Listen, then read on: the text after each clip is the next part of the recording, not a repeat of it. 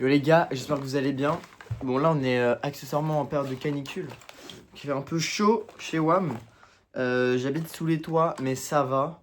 Parce que en fait j'ai des vraies fenêtres. Donc je peux aérer la nuit. Et même genre là il fait aller je pense 2 degrés que moins de dehors. Bon je pense qu'on est bien sur un 33-34 degrés à l'intérieur mais c'est supportable on va dire. Euh, alors, vidéo, les gars. Déjà, ça fait longtemps qu'on n'a pas fait que j'ai pas fait de petites vidéos. Plusieurs trucs. Déjà, au début d'année, voilà, on s'est écrit une lettre à nous dans le futur. Lettre que j'ai juste ici. Donc, dans le cadre de la prépa, etc.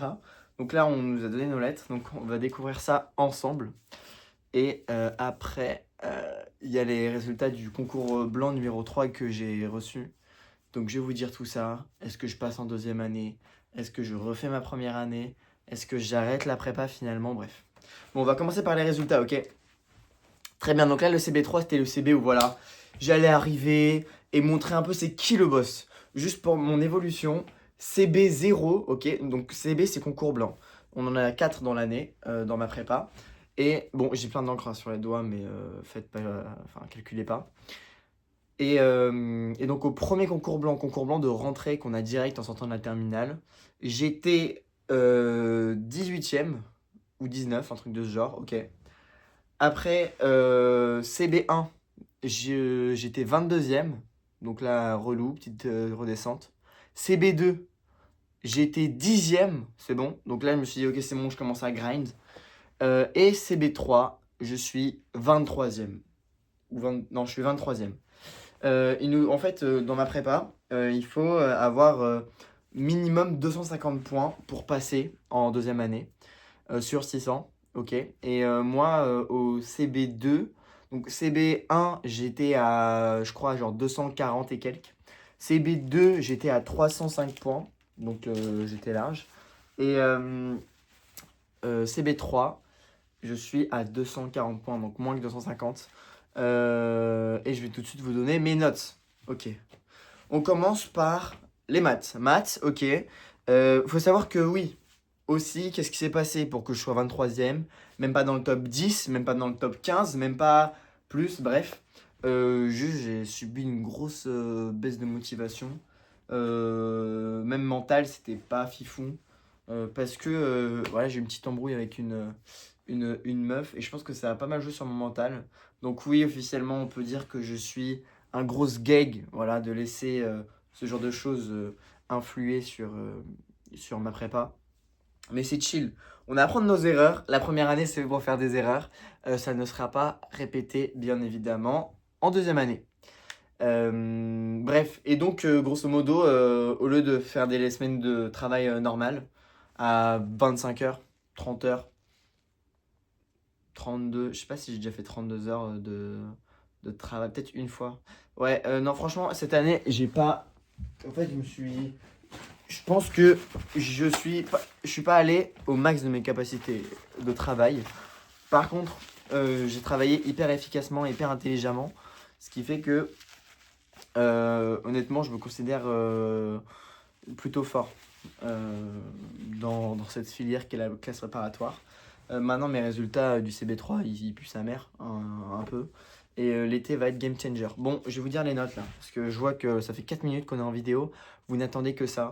Maths, j'ai eu 12,8, ok? 12,8. Sachant que une semaine avant, en fait, je connaissais rien en algèbre linéaire, littéralement. Et il y avait un chapitre que je connaissais pas trop, enfin que je connaissais pas du tout, les équadifs, ok.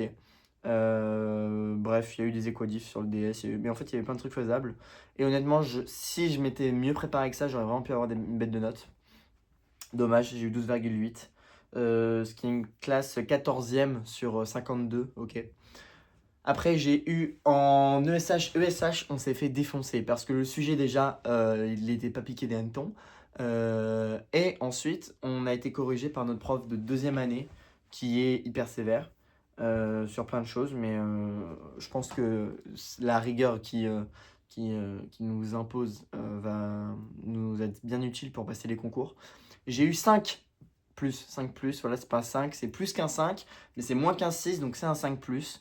La moyenne est à 6, voilà, c'est pas ouf, mais là, typiquement, ESH, c'est vraiment dû à un manque de connaissances, hein. Manque de connaissances et d'analyse du sujet extrêmement, mais je m'en fais pas. Je m'en fais pas parce que je sais que je suis bon. Derrière DS, j'avais eu 14 hein, en ESH, mais pas avec mon prof de deuxième année, avec ma prof de première année. Mais voilà, très clairement, là, je sais que je suis pas du tout au niveau, ni pour HEC, ni pour un top 3, littéralement. Et que si je veux avoir ce que j'espère, ce que je veux, tout simplement, il faut que cet été, je me la mette. Bref, c'est dans mes plans, je ferai une autre vidéo pour ça. En philo, j'ai eu l'ultime note, avant de livrer la note, ils sont vraiment dégueux mes doigts, bref, je vous explique ce qui se passe. Philo, sujet de philosophie politique, ok. On avait une chance sur deux pour que ce soit politique, c'est tombé sur du politique, soit. Philo, je suis très bon. Ce qui fait que j'ai pas trop taffé, mais j'ai très bonnes refs, et en vrai, quel que soit le sujet en philo, j'ai des bonnes notes.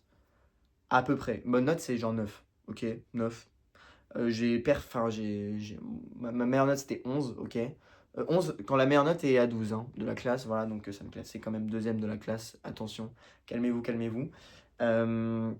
Bref, le sujet c'était tout est-il politique, je n'ai rien compris, je n'avais aucune inspiration. Le sujet, je n'ai pas réussi à le traiter, j'ai écrit 3 pages, d'accord.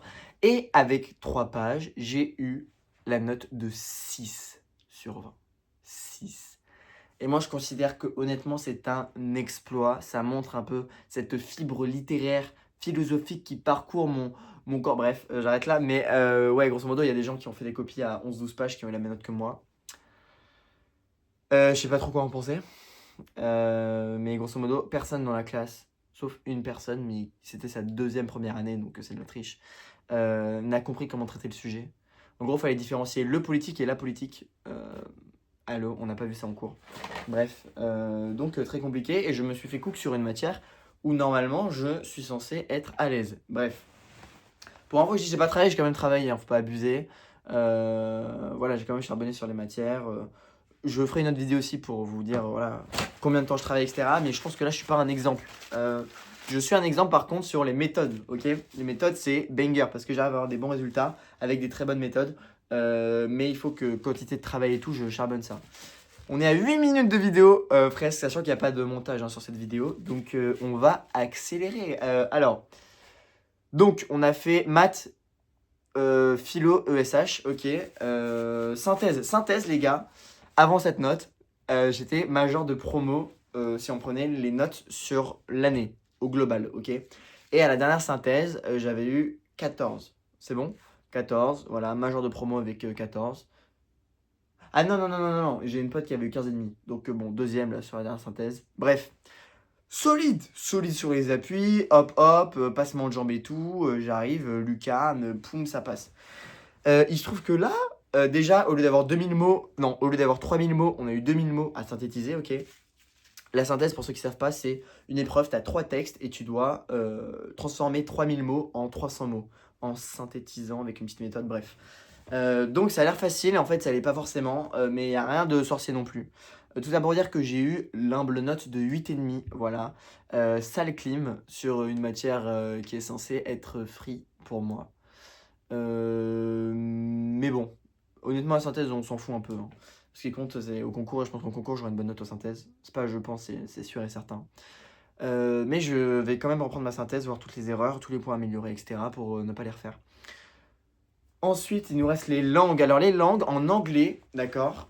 Anglais, les langues, c'est mon point faible hein, en prépa. Bon, mon point faible, sachant que là, en ESA, j'ai eu 5 et en philo, j'ai eu 6. Vous devez vous dire, ok, Maxence, il est vraiment pas si fou là. Là, bon. Mais il se trouve que, déjà, en anglais, mes 2 dernières notes avant cette note, c'était 9,1 et 9,4. Et j'avais commencé l'année à 6,1. Sachant que l'anglais, je l'ai taffé, mais pas tant que ça. Mais j'ai taffé intelligemment, encore une fois. Bref, là, je fais un truc. Là où j'avais eu ma meilleure note, 9,4, j'avais pas réussi à finir mon essai, ok, ma Q2. Et là, sur le dernier DS, du CB3, j'ai réussi à tout finir. Bon, juste relou parce que j'ai pas eu le temps de me relire. Je me dis, putain, Psurtech, c'est incroyable ce que j'ai fait et tout. Il y a moyen que j'ai ma meilleure note, peut-être 10, tu vois. On sait pas, on verra.